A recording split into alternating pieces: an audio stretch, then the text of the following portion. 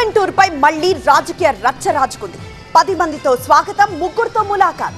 ఇలా వచ్చామా అలా వెళ్లిపోయామా అన్నట్లుగా టూర్ ఉండాలంటూ పోలీసులు కండిషన్ పెట్టగానే వైసీపీ నేతలు మైక్ అందుకొని మాటల తూటాలు పేల్చారు.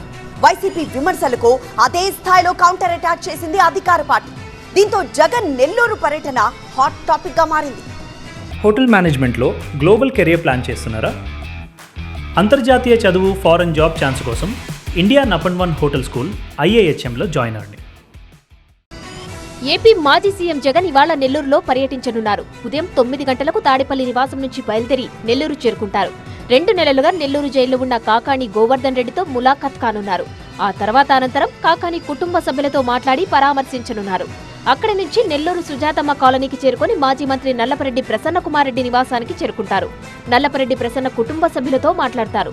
అనంతరం అక్కడి నుంచి తిరుగు పయనం అవుతారు. ఇది జగన్ టూర్ షెడ్యూల్. అయితే జగన్ నెల్లూరు టూర్ ఏపీ రాజకీయాల్లో హాట్ టాపిక్ అవుతుంది. జగన్ టూర్ అనగానే ఏపీ పోలీసులు అలర్ట్ అవుతున్నారు. జగన్ టూరుకు అనుమతి కోరగానే ఆంక్షల చిట్టా వైసీపీ నేతల చేతిలో పెట్టేస్తున్నారు పోలీసులు. ఇప్పుడు కూడా ఇదే రిపీట్ అయింది. జగన్ పర్యటన నేపథ్యంలో వైసీపీ నేతలకు నోటీసులు జారీ చేశారు పోలీసులు.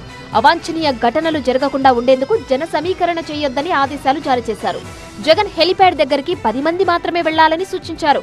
జైలు దగ్గరికి 3కి మాత్రమే అనుమతి ఉందని స్పష్టం చేశారు. జైలు వద్ద పబ్లిక్ కి అనుమతి లేదని, ప్రసన్నకుమార్ రెడ్డి ఇంటి దగ్గరకు 100 మందికి మాత్రమే అనుమతి ఉందని, నిబంధనలు బ్రేక్ చేస్తే కేసులు నమోదు చేస్తామని హెచ్చరించారు.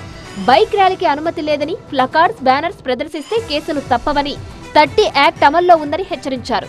గతంలో ఉమ్మడి అనంతపురం జిల్లాలో జగన్ హెలికాప్టర్ ధ్వంసమైందని, అందుకే తక్కువ మందికి అనుమతించామన్నారు పోలీసులు. Z+ సెక్యూరిటీ ఉన్న జగన్ కు అందుకు తగ్గట్టు భద్రతా ఏర్పాట్లు చేస్తున్నామన్నారు పోలీసులు.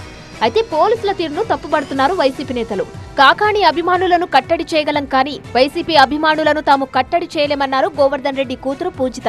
ప్రజల కోసం పనిచేసే మనిషిని కలవడానికి ప్రజలు వెళ్తే ఆపడానికి నేనెవరు, మీరెవరు?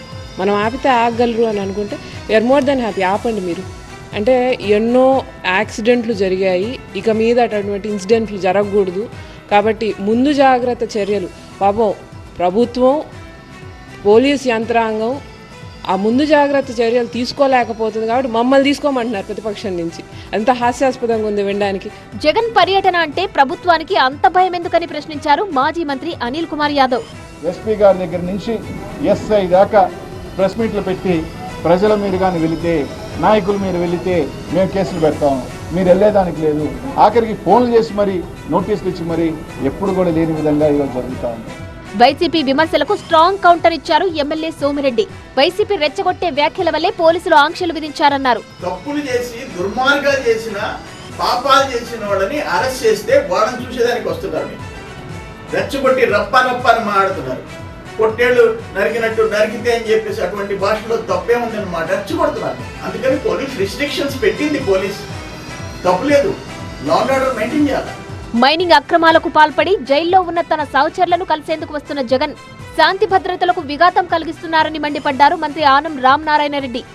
ఈ రాష్ట్ర ఖనిజ సంపదను దోచుకోవడానికి ప్రయత్నం చేసిన తన సహచరుల్ని పలకరించారు. అలాగే రాష్ట్రంలో జరిగేటువంటి అన్ని అక్రమాలు, ఎక్కడ ఏది జరిగినా, దౌర్జన్యాలు జరిగినా, దోపిడీలు జరిగినా, హత్యలు జరిగినా అక్కడికి వెళ్ళి తన వాళ్ళను పరామర్శించుకొని రావడాన్ని చూస్తే ఈ రాష్ట్రం శాంతి భద్రతను కాపాడేటువంటి ఈ ప్రభుత్వానికి అడ్డు తగలడానికే తను చేసే ప్రయత్నం ఈరోజు అర్థమవుతుంది. మొత్తంగా జగన్ టూర్ నెల్లూరులో కాకరేపుతోంది. ఎన్ని అడ్డంకులు సృష్టించినా జగన్ పర్యటనకు వచ్చే అభిమానులను అడ్డుకోలేరని వైసీపీ చెబుతుంటే, ఆంక్షలు మీరితే చట్ట ప్రకారం చర్యలు తప్పవని పోలీసులు హెచ్చరిస్తున్నారు.